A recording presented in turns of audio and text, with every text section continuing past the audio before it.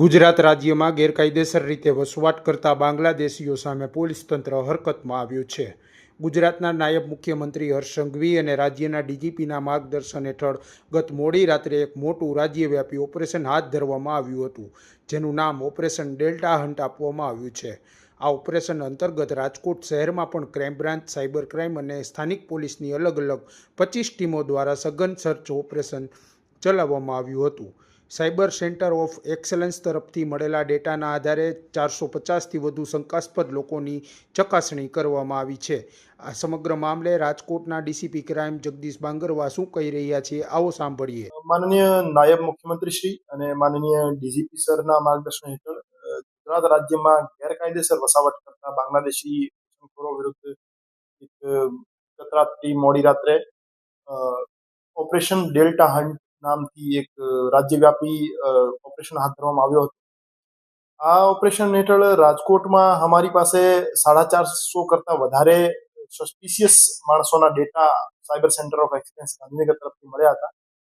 તો એ ઓપરેશનના ભાગરૂપે માનનીય additional CP sir Chaitanya Mandlik સરના માર્ગદર્શન હેઠળ DCB police station, cyber crime police station, UW, SOG, parole ફરલોની 13 ટીમ અને લોકલ પોલીસ સ્ટેશનની 12 ટીમ, આમ 25 ટીમ દ્વારા મધ્યરાત્રિથી વહેલી સવાર સુધી એક ઓપરેશન લોન્ચ કરવામાં આવેલ હતું અને તમામ માણસોને વેરીફાઈ કરવામાં આવેલ હતા. આ 450 માણસોને વેરીફાઈ કરતા 31 જેવા શંકાસ્પદ માણસો અમે ડિટેન કર્યા છીએ અને 31 પૈકી 5 માણસોનો બાંગ્લાદેશી નાગરિક હોવાનું પ્રસ્થાપિત થયું છે. એને અમે ડિપોર્ટ કરવાની કાર્યવાહી કરીશું અને આ સિવાયના જે બાકી 26 માણસો છે એમને અમે એના ડોક્યુમેન્ટ ચકાસણી કરી રહ્યા છીએ અને એમાંથી પણ કોઈ શંકાસ્પદ અથવા એમની પાસે ફેક ડોક્યુમેન્ટ હશે અથવા બાંગ્લાદેશી નાગરિક હોવાનું એ તમામ જે માણસો છે એ અલગ અલગ સમયગાળામાં ઇન્ડિયામાં પ્રવેશ કર્યો હતો એમને, અને એને બોર્ડર ક્રોસ કરાવવા માટે અમુક એજન્ટ્સનો રોલ પણ સામે આવ્યો છે. એ એજન્ટ્સનો પણ વિરુદ્ધ પણ અમે કાર્યવાહી કરીશું અને એની પાસેથી અમે એક બે જે ઘૂસણખોર છે એમની પાસેથી એક આધાર કાર્ડ પણ મળ્યા છે. તો એ બાબતે પણ એના વિરુદ્ધ કાર્યવાહી કરીશું અને જે આખું સેટઅપ છે જે એમને સુવિધા પૂરી પાડે છે અને ઇન્ડિયામાં બોર્ડર ક્રોસ કરાવી એને ફેક ડોક્યુમેન્ટ પૂરા પાડવાની કામ કરે છે, એ આખો સેટઅપ તોડવા માટે અમે રાજ્યવ્યાપી ઓપરેશન ગુજરાતમાં ઇન્ડસ્ટ્રીઝ ખૂબ વધારે છે, એના કારણે સસ્તા લેબરની જરૂરિયાત રહેતી હોય છે. તો હું તમામ જે ઉદ્યોગપતિઓ છે અને જે ચીપ લેબરની તલાશ કરતા માણસો છે એમને અપીલ કરવા માંગુ છું કે આપ થોડા સા ઇકોનોમિક લાભને લીધે આપ કોઈ પણ એવા માણસને આપ કામ ઉપર ના રાખો જેની પાસે પૂરતા ડોક્યુમેન્ટ ના હોય અથવા ફક્ત આધાર કાર્ડ હોય અથવા કોઈ પણ પ્રકારનો આઈડી કાર્ડ ના હોય.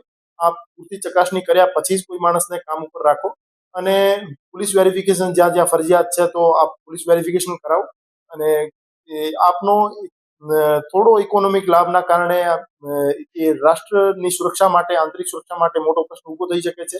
તો એ તમામને અપીલ કરવા માંગુ છું કે આપ કોઈ પણ એવા માણસનો આપને લાગે કે એ માણસ બહારનો ઘૂસણખોર હોઈ શકે છે તો આપ તરત જ લોકલ પોલીસનો કોન્ટેક્ટ કરો અને એનો પ્રોપર વેરિફિકેશન.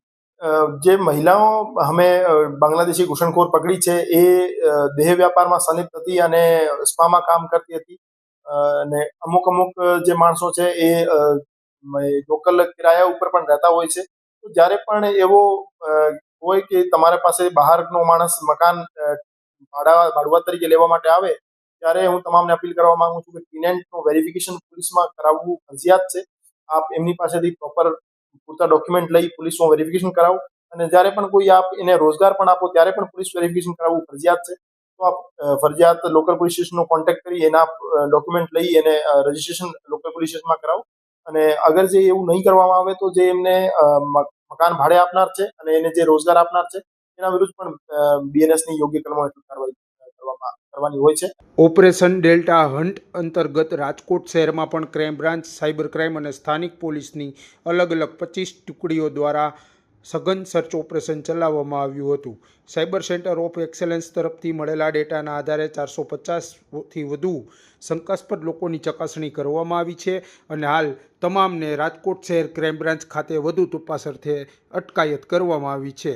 સહયોગી પ્રતિપાલસિંહ ઝાલા સાથે યુવરાજ ચૌહાણ, ફૂલછાપ ડિજિટલ, રાજકોટ.